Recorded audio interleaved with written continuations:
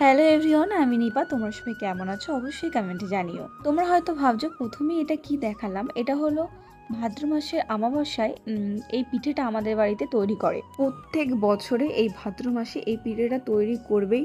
তো এখানে আমার শাশুড়ি মা গুলিয়ে দিয়েছিল, আমি এগুলো ভাজছিলাম। অনেকগুলো ভাজা হয়ে গেছে, এটাকে বলা হয় তাল পিঠে। তোমরা কি কি নামে জানো আমাকে জানিও। আর এখানে হয়েছিল ফুরুলি। আর এদিকে দেখো সব কিছু হয়ে যাওয়ার পর আমি ঘরটা একটু এলোমেলো ছিল, ওই কারণে ভাবলাম যে একটু গুছিয়ে নিই। এদিকে সব কিছুই আস্তে আস্তে আমি গুছিয়ে নেওয়ার পর আমি এটা ঘরটা ঝাড় দিয়ে দিয়েছি। তারপর সন্ধ্যার পর পিঠে খাচ্ছিলাম। খেতে খেতে আমার পাশের বাড়ির একটা পুচু, ও চলে এসেছিলো। তো ওকে বলেছিলাম যে একটু ওকে সাজাবো, ওই কারণেই চলে এসছে। ওকে খেতে বলেছিলাম, ও বললো না খাবো না, আমাদের বাড়িতেও করেছে। মানে এইটা এই টাইমে প্রত্যেকটা বাড়িতেই করে এই পিঠেটা। তো যাই হোক, এদিকে দেখো ওকে আমি সাজানো শুরু করে দিয়েছি।